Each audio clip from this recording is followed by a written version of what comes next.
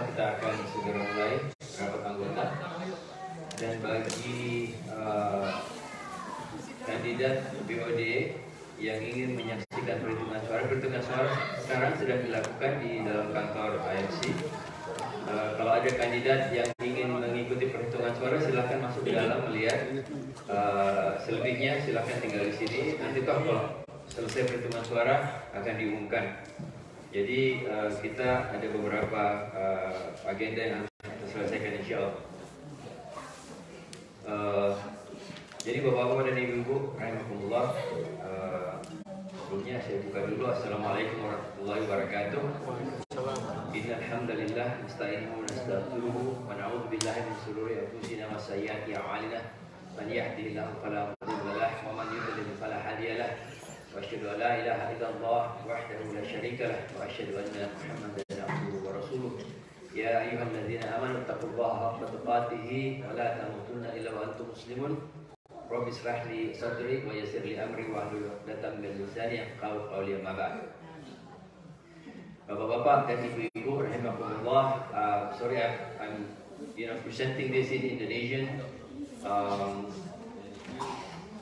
Don't speak Indonesian, maybe people next to you can explain insyaallah. Jadi bapak-bapak dan ibu-ibu rahimahullah, alhamdulillah kepengurusan AFC periode 2021 dan 2022 insyaallah akan berakhir dalam 1,5 bulan lagi. Pada 31 Desember kepengurusan ini akan berakhir, dan untuk itu sesuai dengan yang diamanatkan oleh bylaw, kita mengadakan rapat anggota. Pertama untuk mengikuti laporan pertanggungjawaban pengurus yang sekarang, dan kedua untuk mengikuti sebelum COVID kita semua kan masih in person. Jadi pemilihan pada waktu itu in person. Pemilihan dilakukan pada hari yang bersamaan setelah rapat anggota pertanggungjawaban. Kemudian kita melakukan pemilihan tradisional. Namun sekarang kita go online. Jadi pemilihan sudah dibuka sejak 3 hari yang lalu. Insya Allah sekarang sudah ditutup jam 2. Sekarang sedang dihitung. Nanti di akhir rapat ini insya Allah kita akan diumumkan oleh panitia pemilihan siapa-siapa yang terpilih menjadi Board of Director untuk periode 2 tahun ke depan. Bapak dan Ibu rahimahullah, ada beberapa agenda yang harus kita selesaikan hari ini, dan waktu kita tidak banyak karena 1:30 itu sudah waktu iqamah untuk salat isya. Salat asar. Jadi insyaallah kalau bisa kita selesaikan jam 3:15 sehingga kita ada waktu siap-siap salat asar insyaallah. Jadi ada 3 agenda besar, yaitu laporan pertanggungjawaban yang akan insyaallah akan saya presentasikan, kemudian ada tanya jawab. Itu kira-kira sekitar 30 menit. Kemudian ada juga satu agenda penting, sosialisasi pencarian imam. Itu akan dipresentasikan oleh Pak Bambang dan Pak Denny sekitar 20 menit. Kemudian yang terakhir adalah review akhir tahun dari Pak Andre Siregar selaku Konjen RI yang berkedudukan di Houston, tentang keselamatan secara umum tentang keselamatan warga Indonesia di wilayah kerja Konjen Houston. Baik bapak-bapak dan ibu rahimahumullah, insya Allah akan saya mulai. Jadi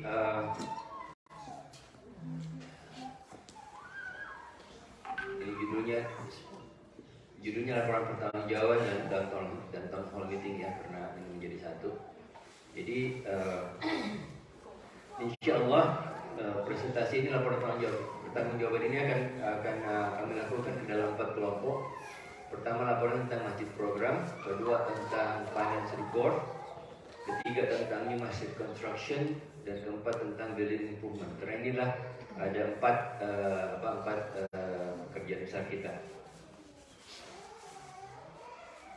Kalau dari board yang lama ingin menambah keterangan silahkan menambah keterangan. Jadi bapak-bapak dan ibu rahimahullah, program masjid itu kita kelompokkan ke dalam 3 kelompok besar yang integrated, yaitu tentang religious, tentang education, dan tentang community. Saya tidak akan membahas secara detail satu persatu karena ini nanti akan kita kirimkan online sehingga bapak-bapak dan ibu bisa baca. Namun dari 3 kelompok besar ini ada beberapa yang ingin saya explore lebih lanjut, yaitu pertama di kelompok religius itu ada program baru yang tujuannya adalah untuk mensupport mu'alaf atau orang-orang yang baru masuk Islam. Karena selama ini kalau ada brother sister yang masuk Islam, kita gembira, kita beri hak, setelah itu bye bye, nggak ada kabar lagi. Jadi kita buat program baru untuk mensupport brother sister ini yang kita namakan New Muslim Circle. Insya Allah kantornya nanti akan bertempat di library. Dan New Muslim Circle ini subhanallah, walaupun kita baru mulai tapi sudah mempunyai network yang luar biasa. Seluruh masjid Indonesia yang di Amerika sudah mengadopsi program ini. Bahkan oleh ISGH itu punya program yang sama tapi yang dibina oleh ayah dari siapa namanya? Syekh Yasir Qadhi. Tapi karena beliau itu pindah mengikut Syekh Yasir Qadhi, pindah ke Dallas, programnya di sini tidak ada yang mengikut, meneruskan. Jadi oleh ISGH kita dipercaya untuk meneruskan program itu yang bertempat kalau hari Sabtu di sentral, kalau hari Minggu insya Allah akan kita lakukan di sini. Jadi alhamdulillah, dan ini program yang serius dan mudah-mudahan bisa lebih dikembangkan nanti oleh pengurus yang berikutnya. Kemudian di education itu programnya program reguler, kecuali yang women empowerment ada beberapa program-program khusus yang salah satunya pernah dilaksanakan adalah bagaimana mengelola keuangan rumah tangga dari sudut Islam. Dan ini program detail, kalau tidak salah 3 kali pertemuan atau 4 kali pertemuan. Jadi semacam workshop begitu. Kemudian yang dari community, yang program baru yang kita adakan adalah community breakfast. Dan ini banyak sekali yang mengikuti karena masjid ini walaupun masjid Indonesia, tapi kalau kita melihat jamaah yang datang itu mungkin bisa dikata 90 bahkan mungkin 95 orang non Indonesia. Itu sangat kita sayangkan. Mestinya masjid Indonesia, jamaah Indonesia yang lebih banyak di sini. Jadi mudah-mudahan insya Allah kita pelan-pelan kita bisa tambah jumlah orang Indonesia yang datang ke masjid. Namun kita perlu mengakomodasi ide-ide mereka. Kita perlu merangkul mereka supaya mereka tetap beribadah di sini. Karena kalau misalkan mereka pergi paling yang datang yang salat nanti cuma 3 orang 4 orang gitu. Jadi salah satu caranya adalah kita buat program community breakfast yang feature-nya setiap quarterly itu breakfast, typical breakfast dari masing-masing dari berbagai negara Islam. Alhamdulillah programnya bersambut, bersambut. Jadi mereka sangat antusias dengan program ini. Dan bahkan yang annual Istiqlal Family Night, believe it or not, yang tahun lalu itu ada orang yang tinggalnya 2 jam dari Istiqlal, orang Indonesia. Itu satu keluarga khusus drive ke sini untuk mengikuti Istiqlal Family Night. Saya tanya kenapa, mereka bilang this is the best program we have in Houston for family, for with Muslim Islamic environment. Jadi alhamdulillah masjid kita walaupun kecil tapi gemahnya cukup besar. Kemudian lebih detail tentang ini saya selipkan di sini karena ini cukup menggelitik ini. Jadi tentang pernikahan. Jadi selama 2 tahun kita mengadakan 14 kali pernikahan di sini di masjid. Sebelumnya sudah banyak juga. Jadi dari 14 pernikahan ini ada 10 pasangan mixed couple. Ada 2 yang orang Indonesia, yang menariknya 2 non Indonesia yang memilih masjid ini untuk menikah. Dan kalau bapak-bapak dan ibu-ibu tahu Brother Iqbal, beliau ini orang keturunan Pakistan tapi warga negara sini sudah ya, tapi sebelumnya dia orang Myanmar karena lahir dan besar di Myanmar. Jadi kalau ditanya dari Myanmar itu dia corong utamanya Masjid Istiqlal. Kalau setiap ada orang yang mau nikah dia mesti ngomong Istiqlal. Kalau ada orang teman-temannya yang mau menyumbang uang Istiqlal. Sampai kita guyon dia pemilik masjid sebenarnya karena beliau itu sholat 5 kali sehari di sini. Kalau waktu dulu waktu Covid masjid kita tutup, beliau sholat di situ di luar. Kita beri nama orang-orang yang begitu fanatik dengan masjid Istiqlal itu Istiqlal ya, die hard Istiqlal ya. Dan saya sudah share ya bapak-bapak dan ibu sekalian waktu kemarin kita makan nyoba restoran yang baru itu ada salah satu brother Sahir kan, dia juga salah seorang daher Istiqlal ya dia. Dalam percakapan yang ini yang tidak direncanakan itu waktu kita sana saya bilang sebentar lagi sholat nih. Don't worry brother katanya, it's only 5 minutes from our masjid. Jadi sudah tertanam dalam hatinya bahwa masjid ini adalah masjid mereka, gitu. Jadi brother yang dari Bangladesh, brother Rahim, salah seorang yang kita pasrahi untuk menjadi koordinator tazkirah kalau setiap besok Isya itu. Setiap dia harus mengisi tazkirah ke tempat lain, dia selalu teks, I regretted I have to pray Isya at different masjid katanya, not at my favorite masjid. Alhamdulillah bapak-bapak dan ibu sekalian, insya Allah kondisi yang seperti ini kita bisa pertahankan mudah-mudahan. Kemudian, ini yang paling penting adalah financial transparency and trust.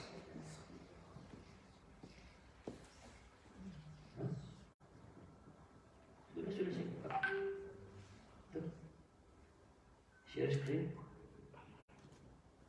Tadi ya maaf.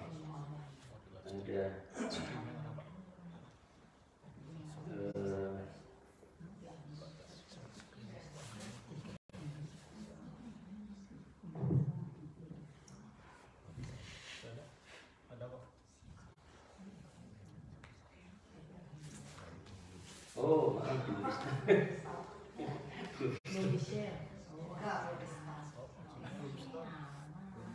Oh sudah, kok ini kayak Bro, launch meeting itu kan? makanya kok sudah share screen.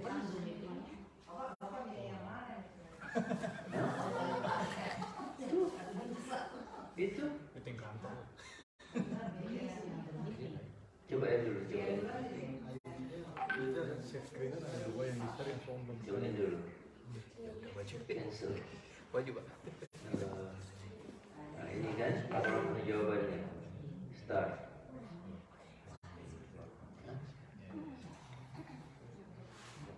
Ini satu. Zoom meeting.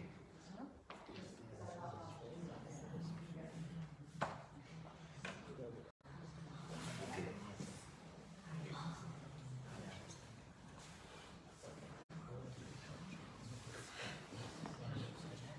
Itu lagi ya. Ini kan share screen. Hah?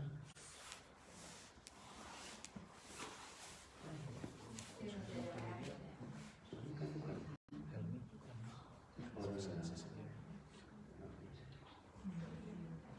iya kan ini kan? Ini. Iya.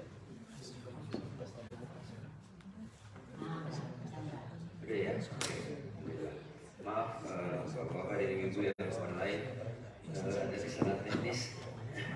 Mudah-mudahan Osmi tidak perlu pakai. Mudah-mudahan. Oh.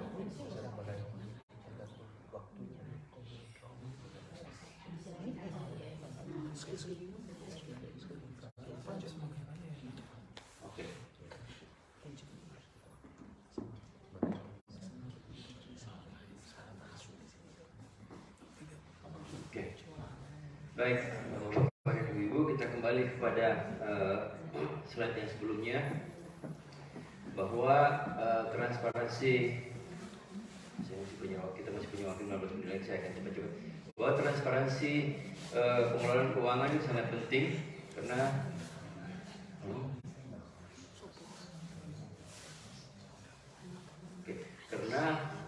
dengan ini kita bisa menambah kepercayaan jamaah terhadap kita dan alhamdulillah kondisi keuangan kita setiap bulan itu kita publish ke WhatsApp IFC untuk bapak-bapak dan ibu-ibu cermati, dan kalau ada pertanyaan silahkan langsung ditanyakan, dan kami berikan penghargaan kepada Pak Denny Wicaksana atas kerja keras beliau setiap bulan itu mengumpulkan data keuangan dan mempublish ke website. Ini secara ringkas kondisi keuangan kita, as simple as possible. Kalau bapak-bapak dan ibu-ibu ada pertanyaan setelah ini, nanti silahkan bisa langsung ditanyakan ke Pak Denny atau Bu Ivi, insya Allah. Jadi ini cash balance kita dari mulai kepengurusan ini sampai hari 19 November, berarti hari ini itu alhamdulillah kita sampai di saat ini ada dalam bank kita, karena kita punya 3 account ya, 1 account untuk operasional, 1 untuk building improvement, 1 untuk new masjid construction.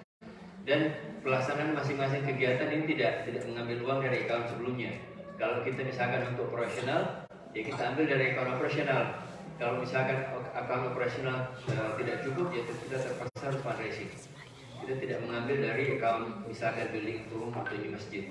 Jadi kadang-kadang ada orang yang bertanya, masjid ini punya 900.000, misalkan kok masih mengadakan fundraising untuk operasional, masa sih nggak bisa diambil? Ya jawabannya tidak bisa kita ambil karena pertama kita sepakat untuk itu, yang kedua yang masjid construction ini orang menyumbangkan uangnya untuk masjid construction, jadi kita tidak bisa dengan seenaknya mengasihkan untuk keperluan lain. Jadi bapak-bapak dan ibu-ibu, mudah-mudahan dengan keterangan ini bisa merasa aman bahwa uangnya yang dimasukkan untuk masjid construction itu insya Allah akan kita pakai khusus untuk masjid construction, tidak ada yang lain. Tapi mudah-mudahan jangan semua uang dimasukkan ke masjid construction karena nanti operasional dan building improvement kosong. Padahal nanti bapak-bapak dan ibu lihat apa yang kita lakukan untuk building improvement, banyak juga yang kita butuhkan dana. Dan satu lagi bahwa sekarang kita sudah imam funding kita sudah set up untuk hire imam. Jadi nanti bapak-bapak dan ibu kita lihat presentasinya bagaimana prosesnya untuk menghire imam dan apa saja yang kita harapkan dari bapak-bapak dan ibu sekalian. Ini cash balance ya. Kemudian kita melihat aktivitas fundraising kita. Jadi total secara 2 tahun kita berhasil mengumpulkan 1,3 M. Dan subhanallah. Dan periode ini walaupun baru berjalan sekitar 10 bulan, tapi bapak-bapak dan ibu lihat itu yang dalam kotak merah kita bisa fundraise sekitar 750.000. Jadi ini walaupun untuk ukuran masjid di sini ini kecil, barangkali mereka 2 kali fundraising bisa dapat, tapi untuk ukuran kita ini besar sekali. Dan selama masjid ini berlangsung inilah yang terbesar. Bapak-bapak dan ibu-ibu, saya mengucapkan terima kasih banyak kepada bapak-bapak dan ibu-ibu, bukan saja dari pengurus ya, tapi dari bapak-bapak dan ibu-ibu yang terlibat dalam fundraising. Jadi alhamdulillah kita sudah punya network di Indonesia, kita punya network di Timur Tengah yang bisa kita reach out ketika ada fundraising untuk masjid construction. Dan dari jumlah masjid construction ini, walaupun kita dapat banyak juga Tapi barangkali kita tidak menghitung yang barusan ada individu yang menyumbang 200.000, yaitu itu sumbangan terbesar dari satu individu, $200.000, dan kesininya bawa tas kresek plastik itu 100.000 ditaruh di kresek plastik, 1.000 cek. Jadi kami harus menghitung manual karena mesinnya nggak jalan. 100.000 di kantor. Dan orangnya humble sekali, alhamdulillah. Jadi dan itu juga bapak-bapak dan ibu sekalian, itu juga dari promosinya Brother Iqbal. Dia tanya, itu namanya Brother Iqbal karena yang menyumbang itu juga dari Myanmar. Tanya Brother Iqbal, kemana saya harus sumbang? Brother Iqbal kalau ditanya begitu nggak ada kata lain, Istiqlal. Masuklah ke sini, alhamdulillah. Alhamdulillah. Dan ternyata setelah berkenalan dengan ibu-ibu yang lain, dia kesan saya bahwa beliau ini cukup senang berinteraksi dengan kita, dan mudah-mudahan ini bisa berlangsung. Bahkan dia kalau tidak salah kemarin kita masuk naik haji itu yang ingin dituliskan di wasiatnya, kalau terjadi apa-apa dengan dia, salah satu yang akan diwariskan itu Masjid Istiqlal. Jadi ya mudah-mudahan kita bisa kondisi-kondisi seperti ini kita bisa kembangkan lebih jauh.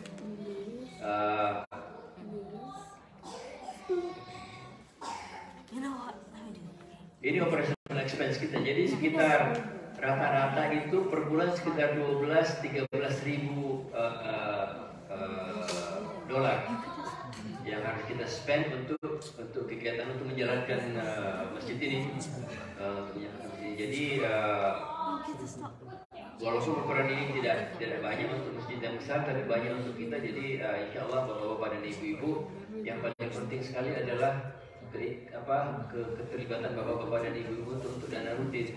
Walaupun tidak banyak, misalkan $50 sebulan, tapi kalau itu dirutinkan dan semua kita mau menyumbang $50, $35 sebulan, itu dirutinkan, diotomatiskan begitu, insya Allah banyak sekali menolong untuk reference month.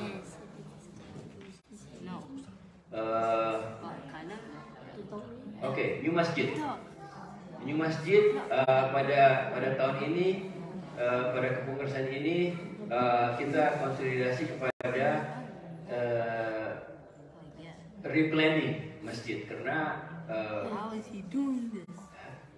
tujuan awal kita adalah mengumpulkan uang sampai, karena pembangunan masjid itu kalau sampai tuntas sekitar 4 miliar ya.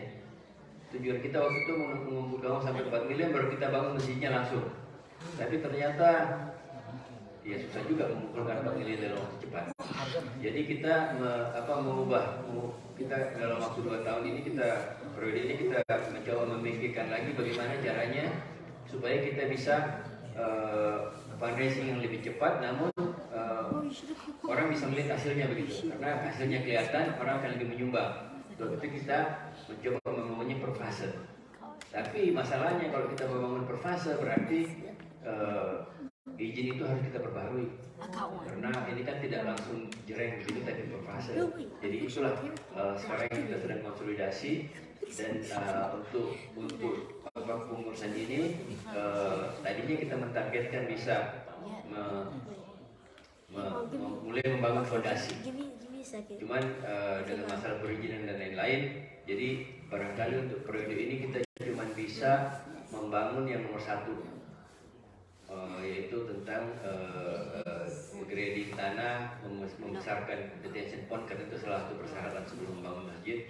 Kemudian memasang lift station itu supaya pond yang di belakang itu bisa kering, karena menurut aturannya itu cuma boleh 3 hari ada airnya begitu, selanjutnya harus kering. Jadi kita harus pasang pompa untuk mengisap air dan buang keluar ke lift station. Dan kita sudah tanda tangan kontrak, jadi tinggal izinnya sudah keluar, tinggal mereka mengerjakan. Tapi waktu itu kita minta mereka menunda pekerjaan karena tanggal 3 Desember kan ada bazar, sehingga kita tunda karena kita butuh parking lotnya yang di belakang. Jadi nanti insya Allah setelah 3 Desember mudah-mudahan kita bisa, yang nomor 1 mudah-mudahan kita bisa tuntaskan di kepengurusan ini, dan selanjutnya kepengurusan kawasan selanjutnya akan melakukan yang 2-3. Ini Bapak-Bapak yang tahu ini apa namanya mapping kita. Jadi yang seperti saya katakan tadi bahwa kita mengubah rencana pembangunan masjid jadi per fase. Ini desain awal.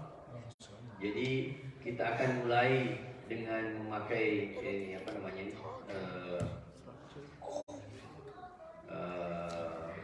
steel structure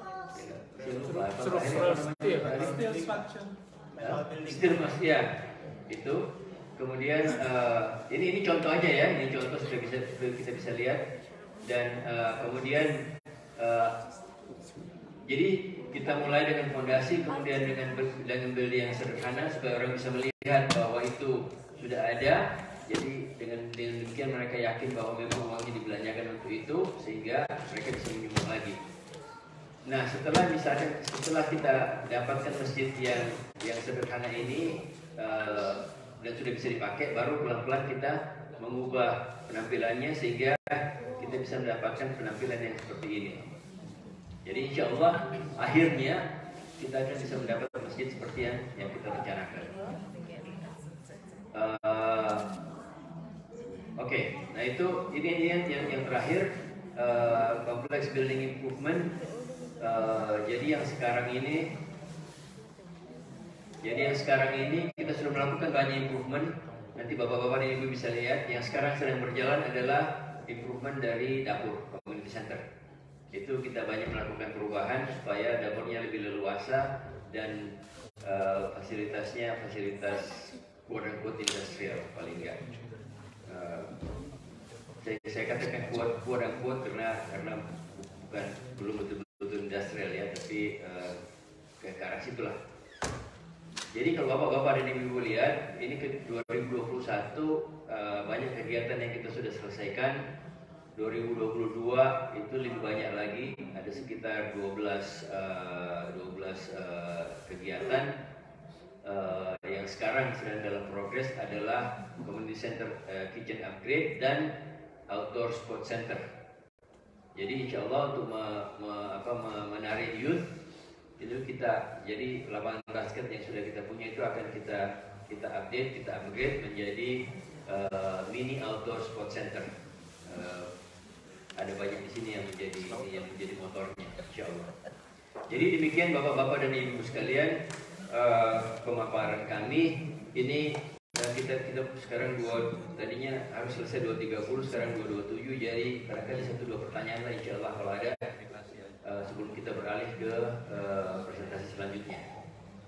Silakan kalau ada bapak-bapak dan ibu-ibu. Belakang nih Pak. Oh iya. Oh Pak Ari. Nanya status imam permanen Imam Majlis Istiqlal bagaimana sekarang Pak? Nah ini dia Pak Ari yang akan kita presentasikan selanjutnya. Jadi insya Allah habis ini presentasinya ini, silakan yang lain Bu. Saya mau nanya aja sih, ini mah cuma ide ya, tentang community. Saya nggak tahu kalau soal keuangan itu saya nggak nanya. Community saya lihat Pak, di situ ada kandang ayam. Ya. Pertanyaan saya, itu apa akan permanen atau sementara? Saya mengerti kita emang mau menolong refugee, menolong sama ya. Tapi pertanyaan saya, apa kandang ayam itu akan selamanya di situ atau temporary? Dan kedua, apakah itu akan ada limit? How many chicken they can put, or whoever own it, I don't know who owns it. How many chicken they can have there? The reason is, saya lihat masjid kita ini bagus, dari depan bagus, ada mawar, it's nice. But going inside, dari kandang ayam next to the basketball court, next to the playground, kayaknya nggak healthy. Menurut saya sih nggak healthy ya, karena anak-anak main. Jadi kita tahu binatang chicken can bring virus, whatever that is, Maybe not now, maybe in the future, I don't know. But I don't think it's healthy. And I don't think it looks good. Our mosque is already looks nice from the outside, really nice. But inside, kandang ayam is kind of like it's ruining it. So If it is temporary, yes, why not? But if it is going to stay there forever, or 10 years or 5 years, I personally disagree. Ya, baik, terima kasih. Oke. Jadi jawaban singkatnya adalah temporary. Karena di dalam master plan tidak akan ada kandang ayam, tidak akan ada kandang ayam lain di situ. Dan yang kedua, ini kandang ayam ini punyanya Istiqlal, bukan punyanya orang lain. Jadi tadi temporary kandang punya Istiqlal. Salah satu tujuan kita buat kandang ayam ini adalah yang pertama, alhamdulillah kandang ayam ini setiap minggu itu bisa menyumbang sekitar $100-150 untuk operasi masjid karena kita jual telur. Jadi telur ayam itu banyak. Ayam itu ternyata saya baru tahu kalau ayam betina walaupun tidak ada jantannya tetap bisa bertelur. Cuman nggak bisa menetas gitu loh. Tapi alhamdulillah kita bisa jual telur sekitar 150 per minggu, lumayan kan untuk bayar listrik misalkan. Yang kedua, ternyata orang-orang Houston ini, jamaah kita ini butuh rekreasi gitu. Jadi mereka saya amati kalau habis Jumatan itu pada kumpul ke sana. Gak tahu apa yang dibuat, cuma asik aja lihat ayam begini. Satu keluarga gitu. Bahkan kita joke sama teman-teman yang lain, bagaimana kalau kita jual karcis untuk orang lihat ayam gitu. Tapi Mbak Ruki, don't worry, sementara insya Allah. Nanti begitu kita mulai membangun masjid, itu karena ayam pelan-pelan akan hilang.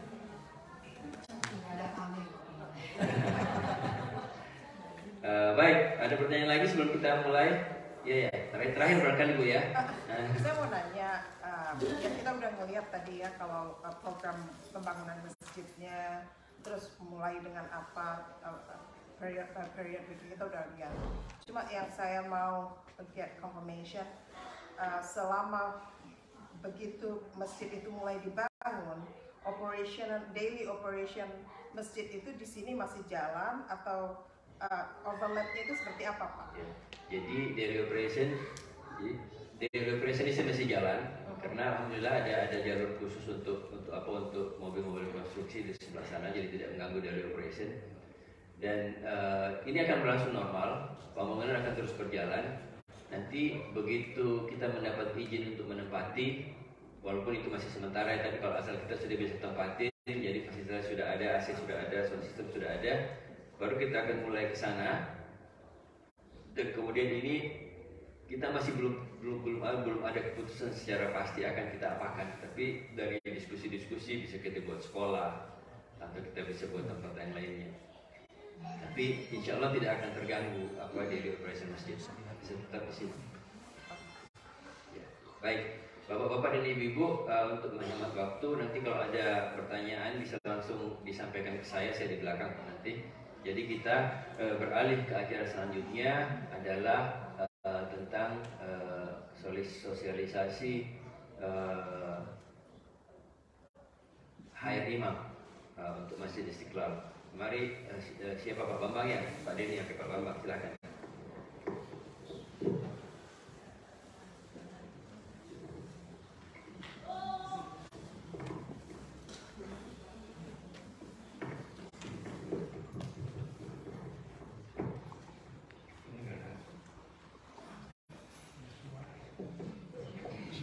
Assalamualaikum warahmatullahi wabarakatuh. Innalhamdulillah nahmaduhu wa nasta'inuhu wa nastaghfiruhu wa na'udzu billahi min shururi anfusina wa min sayyiati a'malina may yahdihillahu fala mudilla lahu wa may yudlil fala hadiya lahu. Asyhadu an la ilaha illallah wa la syarika lahu wa asyhadu anna Muhammadan abduhu wa rasuluh la nabiyya ba'dahu. Amma ba'du. Could be in English, but I prefer in bahasa Indonesia if you don't mind. Baik Bapak-bapak dan Ibu-ibu, terima kasih. Ini seharusnya Mas Radit, tapi Mas Radit pindah ke Missouri. Ya kita satu tim. Saya yang presentasikan, bukan kerjaan satu orang ini. Kita punya tim task force. Ya, kenapa kita ada task force ini? Sedikit background. Ya. Bahwa kita sadar bahwa kita bahwa masjid ini berkembang, ya. Jamaah kita dari sedikit jadi besar dan bukan hanya orang Indonesia dan juga dari komunitas lainnya.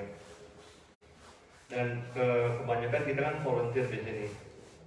Kita perlu bantuan imam yang bisa membantu kita running the program, menjalankan program yang ada.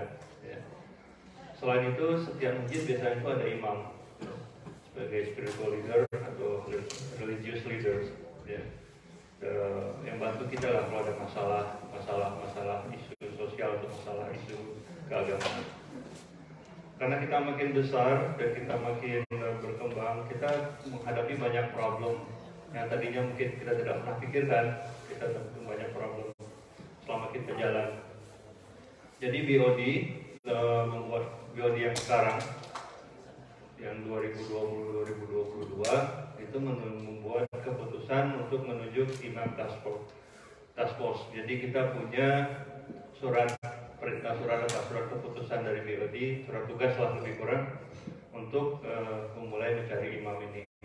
Ya. Kemudian IMC kita tahu bahwa kita akan membangun masjid. Jadi tempat yang kita sekarang ini kan temporary. Kita akan bangun masjid yang permanen, insya Allah. Ya. Masjid baru kita harus punya juga softwarenya, kita juga harus punya personel yang akan menjalankannya, termasuk imam, salah satu requirement ya kan. Jadi imam project jadi bagian dari master project. Jadi bukan hanya bangunan fisik, kita juga perlu imam untuk jadi lead di community kita. Apakah kita tidak punya imam sekarang? Kita punya, tapi temporary. Ya, kita temporary, jadi kita hire setiap 6 bulan. Jadi kontrak tenurnya, panjang kontraknya itu hanya 6 bulan. Ya, kita perbaharui terus. Tapi dia hanya part time. Ya, imam hanya mimpin sholat saja. Ya, mimpin sholat itu pun tidak semua sholat. Jadi hanya beberapa waktu aja, subuh atau maghrib ya, atau isya. Karena dia juga kerja, jadi jam kerja dia tidak ada. Dan kita bayar tiap bulan, jadi per kontrak gitu. Tidak ada benefit lain kecuali hanya bayaran aja. Jadi tidak ada dental, tidak ada health insurance, nothing, just lump sum. Tapi kita kan tidak bisa selamanya seperti itu. Kita ada semacam keinginan untuk punya imam yang tetap full time. Ya, kita imam yang tidak hanya memimpin sholat, karena memimpin sholat bisa siapa saja. Tapi juga kita menginginkan imam yang menjadi leader di community kita, di komunitas kita. Ya, baik secara sosial maupun secara spiritual, secara keagamaan. Dan yang kita inginkan itu ya jangan terlalu singkat dan tidak terlalu lama. Jadi kontraknya 2 tahun dan subject to revision atau bisa diperpanjang berdasarkan performance. Oke. Ada 3 skenario yang bisa kita usulkan di sini tentang imamnya ya. Imamnya, karena kita di komunitas Indonesia, kita mau imamnya itu dari Indonesia. That's one possibility. Imam adalah turunan Indonesia, ya. Apakah dia lahir di sini, bapak ibunya Indonesia, atau salah satu orang tuanya adalah orang Indonesia. So there's some sort like primordial relationship. Jadi ada ikatan primordial dengan Indonesia, diaspora. Atau imam sama sekali bukan orang Indonesia, nggak ada hubungannya dengan orang Indonesia. Ya, kita tidak bisa menutup kemungkinan itu. Ya, karena tergantung kita nantinya kan kita bicarakan kriterianya seperti apa. Nah, IMC mempunyai punya tanggung jawab dan juga hak terhadap imam ini. Ya. Seandainya kita memilih event option nomor 1, imamnya itu orang Indonesia dan dari Indonesia, ya, belum berada di sini, IMC komit untuk mengurus atau memberi sponsorship, mengurus imigrasinya, bisa working permit, ya, itu adalah responsibility dari IMC. Seandainya kita memilih opsi 1 tadi, imam Indonesia dari Indonesia, dan IMC punya hak, ya, punya tanggung jawab pegawai yang lain itu memberi benefit. Jadi beda dengan temporary atau part-time imam tadi. Jadi kita jadikan imam ini employee, ada health insurance, ya, dental revision atau prescription buat obat-obatan, dan juga ada housing allowance, ya. Jadi normal lah, seperti paket benefit yang manusiawi, ya. Kemudian bahwa IMC akan setuju menyediakan atau mempersiapkan atau men-establish kontrak, furnished contract, 2-year contract, dan renewable subject to performance. Saya sudah utarakan tadi. Dan satu lagi haknya IMC bahwa imam itu reportnya ke board of directors, bukan ke salah satu jamaah, bukan hanya ke presiden IMC, bukan ke sekretaris IMC, ya, bukan ke salah satu anggota di sini, tapi board of directors, ya. Jadi nggak bisa imam ada salah satu anggota tiba-tiba nyuruh gini, enggak, itu harus lewat board of directors. Jadi kita ada 5 orang harus setuju apa yang harus dilakukan imam. Oke, clear ya? Oke, lebih kurang secara organisasi, ya, imam itu reportnya ke board of directors seperti yang saya utarakan tadi. Jadi kita memberi imam itu konsultasi tentang masalah-masalah personal, masalah pribadi, ya. Kita memberi konsultasi masalah pribadi ke imam tersebut, misalnya seperti imigrasi atau kesehatan, dokter, atau masalah dia mau travel, misalnya diundang ke Seattle, diundang ke New York, atau ada acara apa, itu board director yang akan membantu mengarrange. Jadi bukan dari salah satu dari jamaah kita juga. Kita bisa menunjuk, tapi bukan harus langsung, ya. Kemudian dengan DMI, ya, dengan DMI itu Dewan Masjid Istiqlal. Jadi pengurus masjid, bukan board, ya, tapi pengurus masjid, pengurus harian, membantu the reuse program, ya, membantu per kelas, misalnya ada bantu IKS, bantu INAMI, seperti itu. Kemudian ada community outreach, jadi mau ada physical care atau apa bisa bantu, tapi bukan beliau yang menjalankan, kita menjalankan, dia hanya membantu. Hubungannya horizontal, secara hierarki. Nah, mengenai imam task force sendiri, ya, kita ada 5 orang. Oke, sebelum itu flashback, kita mulai Januari 2022, ya. Mulai dari Pak Denny, Pak Radit, dan saya sendiri, Pak Eka. Kemudian kita perlu orang lagi, kita rekrut Bu Ike, alhamdulillah beliau bersedia. Jadi kita meeting regular, apa saja yang kita harus persiapkan. Jadi kerjaannya task force ini fact gathering, jadi mengumpul semua informasi, hal-hal yang berhubungan dengan itu. Kita cari referensi masjid-masjid yang lain, bagaimana masjid lain meng-hire imam, bukan hanya masjid tapi juga mungkin organisasi religius yang lain, bagaimana mendapatkan visa kerja untuk imam, dan semua kita cari informasinya, ya, dan research lah, masing-masing kita punya tugas masing-masing, ya. Kemudian membicarakan kira-kira berapa sih duit yang kita perlukan untuk mendatangkan imam, kira-kira imamnya perlu apa, ya. Kita lakukan planning di budget dan planning. Kemudian tugas kita adalah salah satunya hari ini masuk public education, bahwa kita broadcast publikasi ke jamaah, ya. Kemudian kita akan melakukan survei. Nah, nanti panitia atau task force ini akan membagikan kertas dan juga online, mungkin online-nya besok ya Pak Den, ya.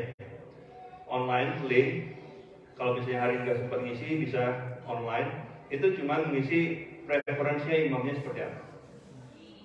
Ya, ibu, bapak isi data pribadi, nggak ada nama, jangan hapus tidak ada nama.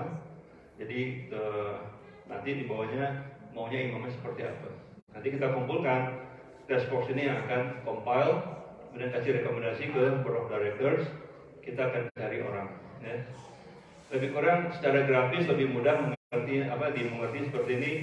Kita mulai ke Januari tahun ini 2022. Kemudian hari ini ya, yang merah itu tanda panah bahwa kita ada di sini sekarang itu roll out publik, kita presentasikan ke publik. Ya. Dari survei yang akan disebarkan nanti, kita akan collect data, kita akan kumpulkan data, kita compile. Nanti sudah dapat kriteria yang dimau, yang diinginkan. Scouting itu maksudnya akan ada panitia yang akan mencari prospektif imam di Indonesia atau di sini, dimanapun berdasarkan hasil survei tersebut. Ya. Kemudian kalau sudah banyak orangnya, ada kandidat, there will be shortlisted at least 5, ya, paling tidak 5 kandidat kita akan interview. Ya, mungkin selama Ramadan atau sesudah Ramadan, insya Allah kita interview, kemudian cocok nggak cocok, kita kasih waktu trial, jadi probation gitu. Oke, either dia datang ke sini atau mungkin dia kasih halaqah tausiah online, tapi kemungkinan kita lihat keuangan kita, kalau bisa dia ke sini biar dia bisa juga connect dengan resident scholars yang ada di sini, dengan imam-imam lain yang ada di Houston dan di Greater Houston. Jadi kalau kita online Zoom meeting kan cuma setengah jam, 1 jam, kita nggak tahu dia bagaimana. Komunitas lain juga tidak bisa ikut gitu kan. Walaupun dia bahasa Inggris, belum tentu secara personal punya affection yang sama terhadap masyarakat sekitar. Kemudian kita putuskan sama bulan Mei Juni setelah menimbang-nimbang melihat kandidatnya seperti apa, kapasitasnya, kapabilitasnya. Kemudian kita akan konsul ke BOD untuk memutuskan, oke, saya pilih si A. Kenapa nggak si B? Karena si B begini, karena si kita akan putuskan. Setelah itu kita offer, jadi kayak tawaran kerja gitu.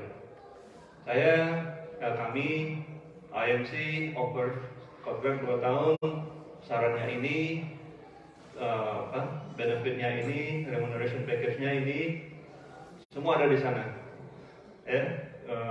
Kalau mereka accept atau salah satu mereka accept atau decline, kita masih punya kandidat dari 5 tadi.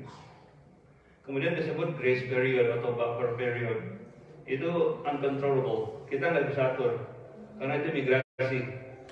It's beyond our capability. Kalau migrasi bilang iya, alhamdulillah bisa cepat. Kalau dia bilang 3-4 bulan, who knows, right? So, insya Allah September 2023, kalau semuanya clear, berjalan lancar, day 1 for imam will be in September 2023, insya Allah. Yeah. So by the end of next year, we will have a new imam, permanent imam, whoever it is, dari Indonesia atau dari sini. Kalau misalnya dari sini nggak perlu imigrasi kan, bisa lebih cepat. Oke, bagaimana keadaan masjid kita? Ini sebenarnya semacam reporting aja bahwa kita sudah beroperasi 100% fisik, nggak ada pakai masker lagi, no distance, physical distance. Kita punya kegiatan 5 kali sholat ya sehari di sini. Selalu ada aja orang sholat di sini. Kita ada weekly halaqah ya. Kalau Sabtu pagi itu hadis sunnah, Minggu pagi habis subuh itu tahsin dan tafsir. Tahsin itu artinya memperbaiki bacaan, belajar tajwid, baca makhraj yang benar. Tafsir itulah tafsir yang namanya tafsir dari apa yang kita baca. Kemudian ada bi-weekly halaqah, ya, ada kadang kita datangkan tamu dari luar untuk misi halaqah. Ada Inami, ada IPS, masjid kita cukup ramai, insya Allah. Dan beberapa komunitas lain juga pakai masjid kita untuk kegiatan keagamaan atau sosial lainnya. Lebih kurang bottom line-nya, message-nya kita perlu imam yang untuk bisa membantu kita handle ini. Nah, salah satu ininya, job description-nya adalah lead Gregorian prayer, ya, menyampaikan khutbah Jumat atau memimpin sholat Idul Fitri, Idul Adha, ya, juga memaintain record dengan resident scholars. Jadi seperti yang kita katakan tadi, tidak hanya untuk orang Indonesia, bahasa Indonesia, tapi juga dengan scholars yang ada di sini. Ya. Lead and facility regular halakha, ada community activities juga harus terlibat. Mungkin saya nggak akan bacakan satu-satu, bapak ibu bisa baca ini. Ya. Lebih kurang job description panjang, kita sudah coba summarize. Tadinya long list untuk job description-nya. Ada yang mungkin, ada tidak mungkin, ada yang too good to be true, kita hilangkan.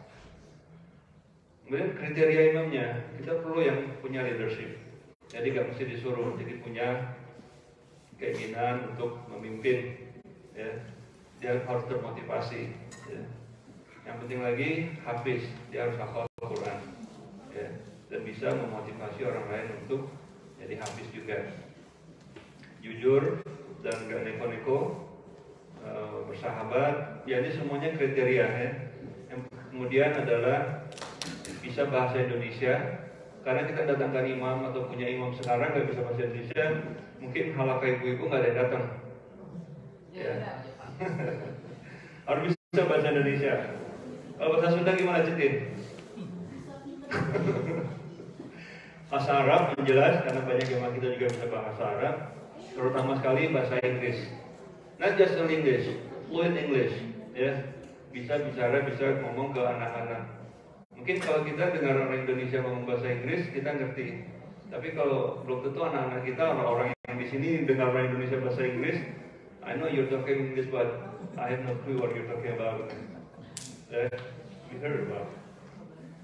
Kemudian biasa khutbah, ya, mimpin khutbah dan sholat. Jadi nanti bapak-bapak, ibu-ibu, tugasnya memberitahu kami task force maunya apa, oke? Ya, that's what you think the qualification of imam should be, oke? Jadi nanti tulis saja di situ. Kalau nggak ada poinnya, tambahin sendiri di lembar itu, oke? Saya pindah ke Pak Denny.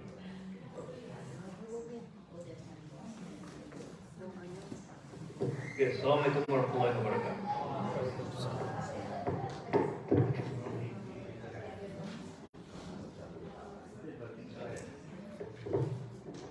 Kalau ada yang mau ditanyakan, mungkin yes, Pak Ari.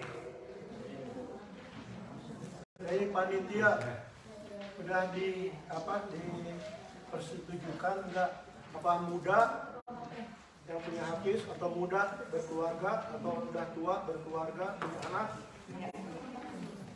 Belum, kita belum mengkategorikan umur, kemudian marital status juga belum. Jadi baru kita kriteria capability-nya.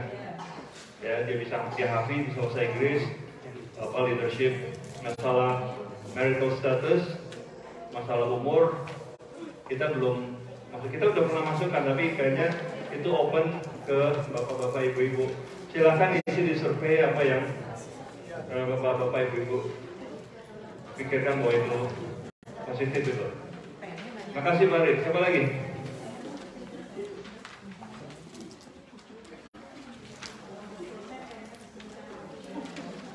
Any further questions?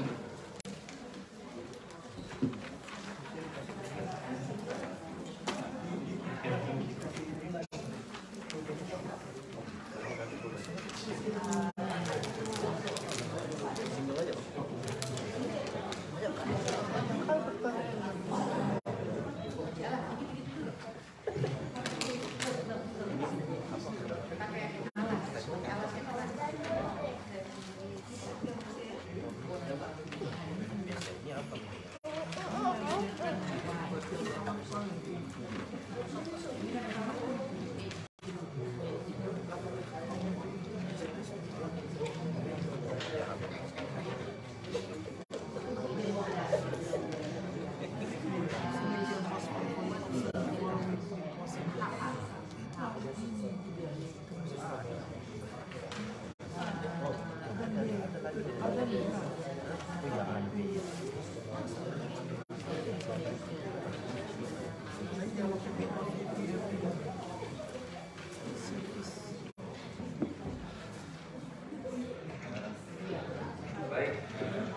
Bapak dan Ibu sekalian, terima kasih Pak Bambang yang telah mulai mensosialisasikan masalah pemilihan imam dan pencarian imam. Selanjutnya Bapak-Bapak dan Ibu-Ibu sambil mengisi, dimohon juga perhatiannya karena setelah ini kami akan mengundang Pak Andreas Siregar selaku Konjen Republik Indonesia di Houston untuk memberikan review terhadap perlindungan warga negara Indonesia dan juga mungkin harapan beliau tentang terhadap masjid atau terhadap AMC. Dengan ini kami mengundang Pak Andreas Siregar untuk menyampaikan paparannya, Pak.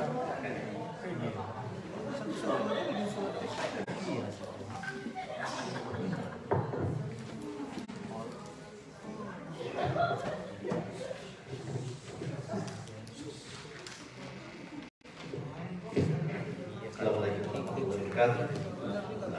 Sambil mengisi formulir dan juga sudah mendekati akhir acara ini, saya hanya ingin hadir untuk memberikan sedikit update, dukungan dan tentu komitmen KJRI Houston. Sebagaimana teman ketahui, sudah satu setengah tahun di sini, saya lihat banyak kegiatan yang terus berlangsung. Alhamdulillah KJRI terus kita melibatkan diri dan selalu berupaya untuk mendukung kesuksesan Istiqlal. Dan sebagaimana juga kita perhatikan, setiap tamu yang bisa berkontribusi pada Istiqlal, KJRI arahkan ke Istiqlal. Dan juga tentu kalau ada hafiz atau imam yang dari Indonesia ke Istiqlal, tentu kita dari KJRI mendukung. Dan program mu'alaf juga kalau itu menjadi bagian dari programnya Istiqlal, jadi selalu menjadi mitra. Jadi satu hal yang ingin saya update tentunya semangat mumpung ada KJRI di wilayah ini ya, karena pemerintah meskipun sudah 40 tahun ada KJRI di Houston, nggak mustahil ya pemerintah pusat akan melihat kembali apapun itu sebenarnya itu KJRI di Amerika. Kalau misalnya tiba-tiba KJRI Houston sudah nggak ada, itu baru terasa gitu. Nah, misalnya seharusnya kita adakan kerjasama yang lebih erat. Wallahualam, yang pasti mungkin ada peluang untuk ini Pak Mr. President ya. Kalau ada peluang untuk liaison officer dari KJRI untuk melancarkan semua kegiatan, yang tentu diperhatikan adalah nggak selalu konjen punya prioritas kepada bisnis Istiqlal. Kadang-kadang ada kebutuhan lain, dunia akan berubah, mungkin fokusnya kepada kerjasama ekonomi atau kerjasama yang lain, tapi yang pasti Indonesia sebagai negara Islam terbesar, saya ingin tekankan nih, betapa bangganya saya dengan teman-teman bahwa Istiqlal itu sudah menjadi contoh di Muktamar juga Houston yang dilihat. Dan tentu waktu Muktamar konjen pun ikut turun di acara tersebut mewakili Istiqlal. Maksud saya kalian tuh di sini adalah kayak seperti peradaban Islam Indonesia di Amerika. Nah itu suatu hal yang perlu kalian banggakan karena dengan akses kerjasama dengan teman-teman di Dallas, teman-teman di Austin, bahkan dengan wilayah kerja KJRI Houston, kalian bisa bekerja sama dengan Knoxville maupun Miami.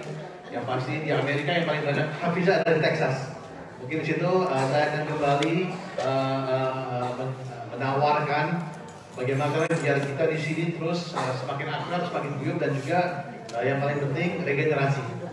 Saya yakin di sini banyak hafiz dan banyak yang baca Al-Quran sudah lancar sekali. Tidak usah ikut tim tadarus, tapi untuk the next generation itu loh. Itu yang perlu kita dorong ya teman-teman ya.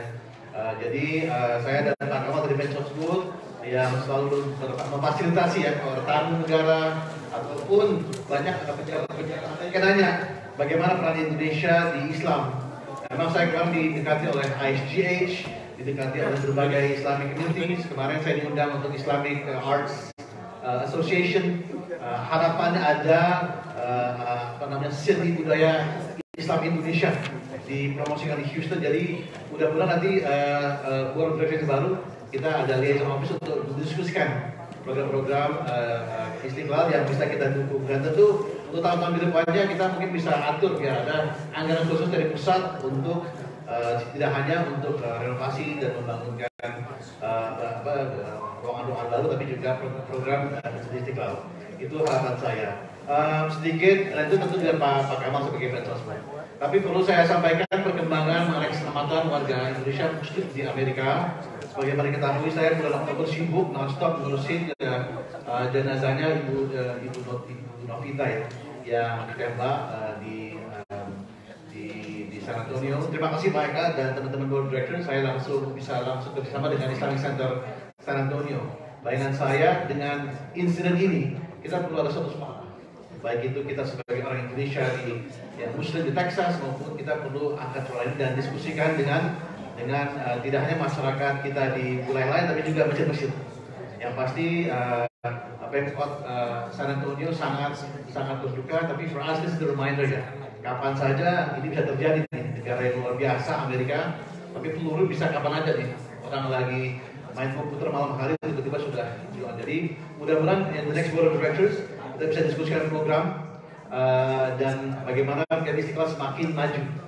Saya tahu pasti ada pihak-pihak yang dari negara lain yang ingin memasukkan Istiqlal ke dalam forum mereka. Tapi saya setuju bahwa ini perlu fokus pada masyarakat Indonesia, ukhuwah kita dan juga kita dengan sebagai ketua G20, sebagai ketua ASEAN, sebagai negara OIC, many Americans look to us for that. So again, yang saya sampaikan tadi, Istiqlal bisa menjadi pusat peradaban Islam Indonesia di wilayah selatan Amerika, dan kalau bisa didorong diplomasi kerjasama kalian, that would be very very good. Dan tentu anak muda kita, Mr. President ya, I know you are all very very busy.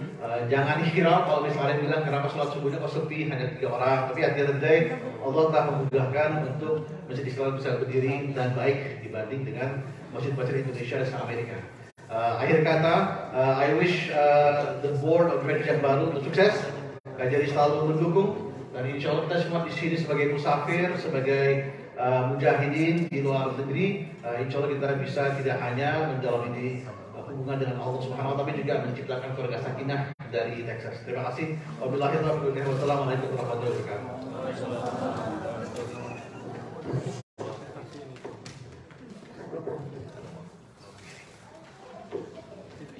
Terima kasih banyak Andre yang telah mengingatkan kita akan kejadian-kejadian yang barangkali tidak kita inginkan, tapi kalau Allah berkehendak maka akan terjadi. Jadi kita perlu mengambil langkah-langkah untuk pertama prevent terhadap kejadian tersebut, dan kedua kalau kejadian tersebut terjadi apa yang harus kita lakukan. Jadi mudah-mudahan kita bisa ada SOP. Dan Bapak seperti tadi yang Pak Andi katakan bahwa kita inginkan agar Masjid Istiqlal ini sebagai pusat, kalau menurut istilah Pak Andi sebagai pusat pengenalan peradaban Islam di Indonesia. Bersama dengan itu kita ingin juga Masjid Istiqlal ini sebagai pusat penyebaran khasanah pemikiran Islam di Indonesia. Karena bapak-bapak dan ibu ketahui bahwa alhamdulillah Allah Subhanahu wa taala mentakdirkan bahwa bangsa Indonesia sekarang adalah sebuah bangsa dengan penduduk muslim terbesar di dunia. Dan itu saya yakin bukan main-main, bahwa Allah Subhanahu wa taala menciptakan sesuatu pasti ada maksudnya.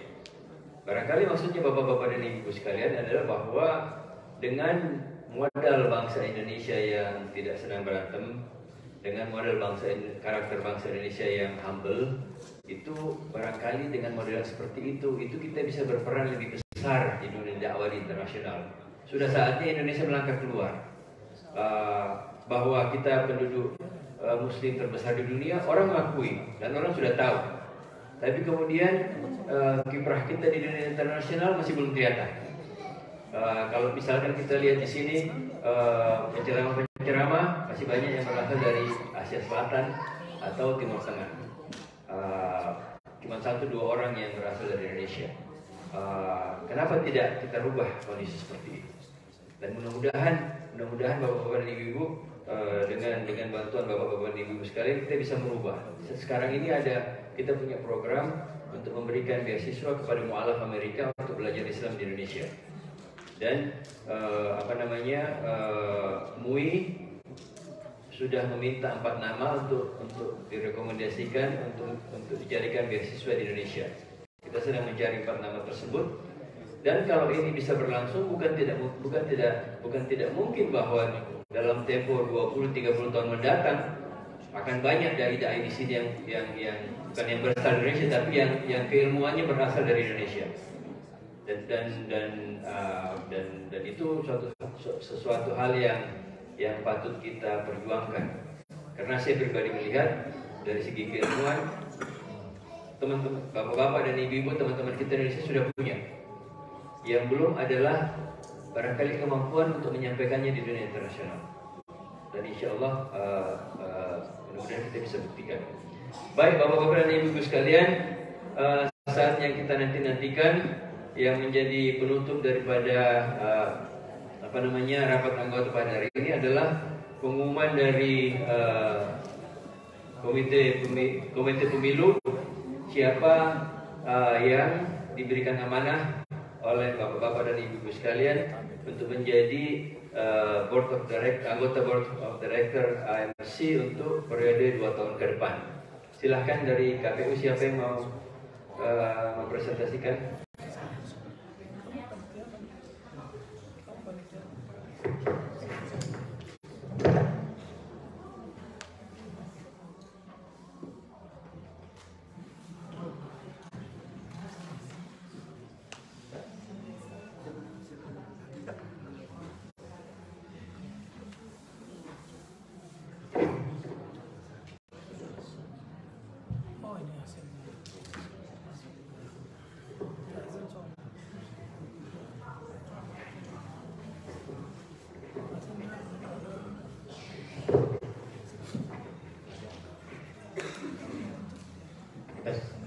Assalamualaikum warahmatullahi wabarakatuh, brothers and sister, nama saya Rio.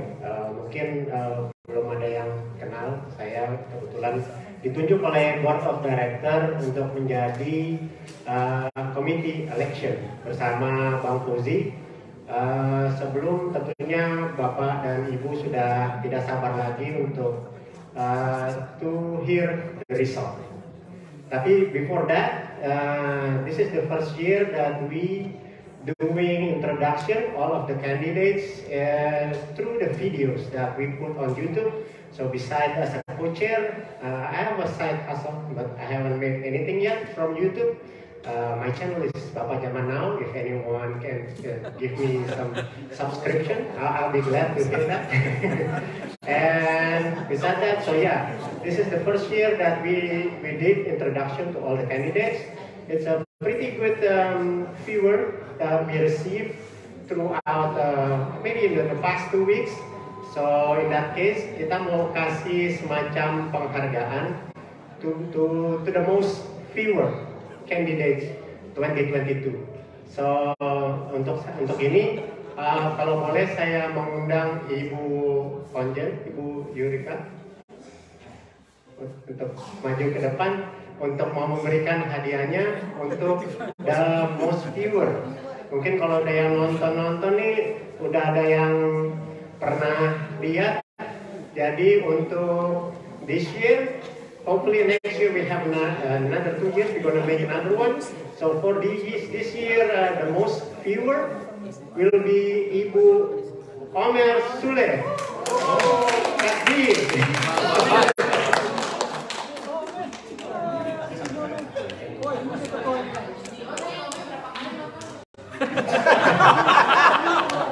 The most viewer candidate 2022, Ibu Omer Sule.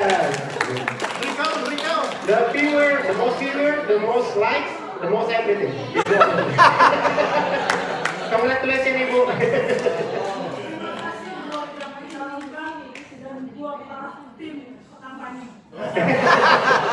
Alhamdulillah. Terima kasih Ibu Panjen. Okay, so that's for the most viewer of the video. Next, we're gonna announce hasil akhir perhitungan suara, and this is gonna be in alphabetical order. We're not gonna disclose the amount and the percentage, so we're just gonna read the top 5 candidate who's gonna be the next 5 member of the board of director of IMC. And before that, kita co-chair hanya mau bilang terima kasih banyak untuk all 7 candidates.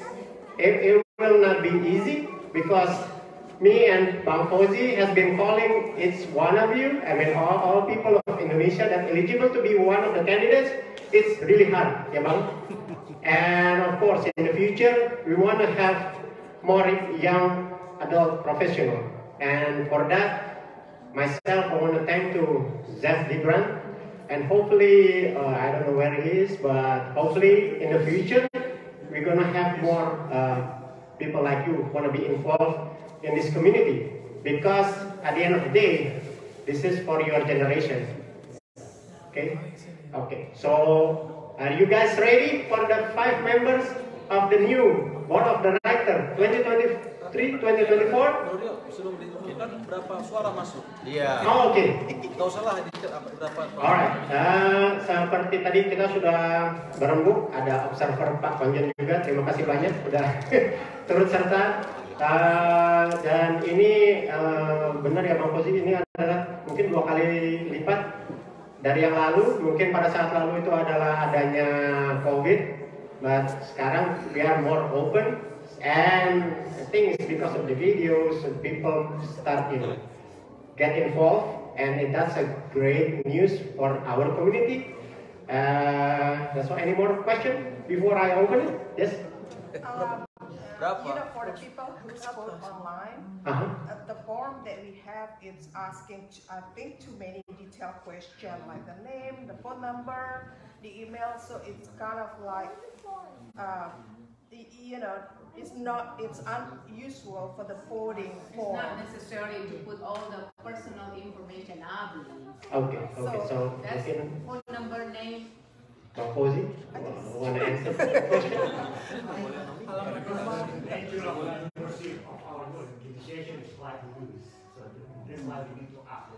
Yeah, but that's too detailed, sorry. In order to comply with the IMC bylaw.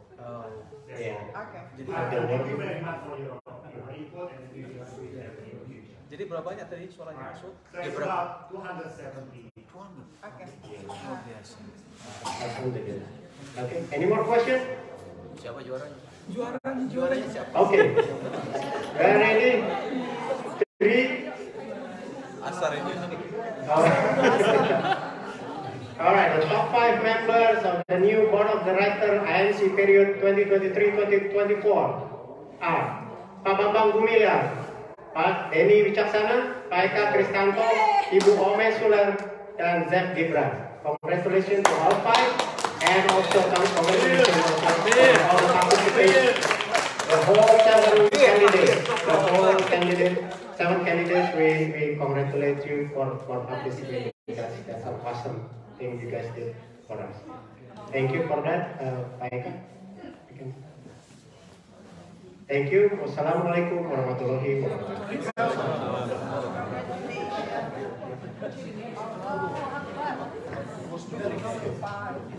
Baik, Bapak-Bapak dan Ibu sekalian, terima kasih kepada KPU dengan diumumkannya nama-nama board director yang terpilih, maka tugas KPU selesai. Dan kepada anggota BOD yang baru, insya Allah nanti kita akan koordinasi dengan anggota BOD yang sekarang untuk untuk sinkronisasi untuk menyampaikan informasi akan supaya kerja itu berkesinambungan. Jadi tidak dimulai dari yang baru, tapi kerja itu bisa berkesinambungan insya Allah. Nanti akan saya hubungi masing-masing anggota BOD yang baru untuk kita berkoordinasi. Baik Bapak-Bapak dan Ibu-Ibu, rahimahumullah, terima kasih atas segala bantuan dan perhatiannya, terutama kepada pengurus-pengurus yang lama. Mudah-mudahan Allah Subhanahu Wa Taala membalas dengan ajar yang berlimpah. Insya Allah, mari sama-sama kita tutup forum kita pada hari ini dengan sama-sama baca surat Al-Asr dan doa kepada majelis. A'udzubillahi minasyaitonirrajim. Bismillahirrahmanirrahim. Wala sayyidina insana la ta'us dan ladina amanu wa amilus shalihat wa tawassaw bil haqqi wa tawassaw bis sabr. Barakallahu fiikum. Assalamualaikum warahmatullahi wabarakatuh.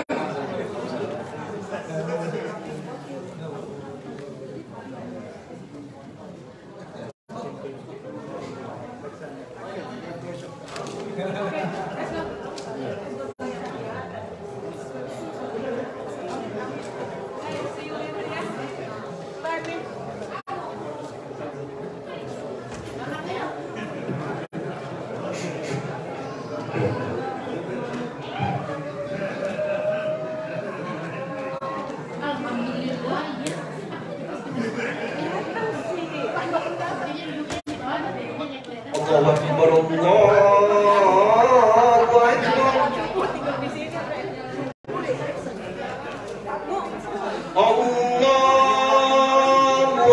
Akbar.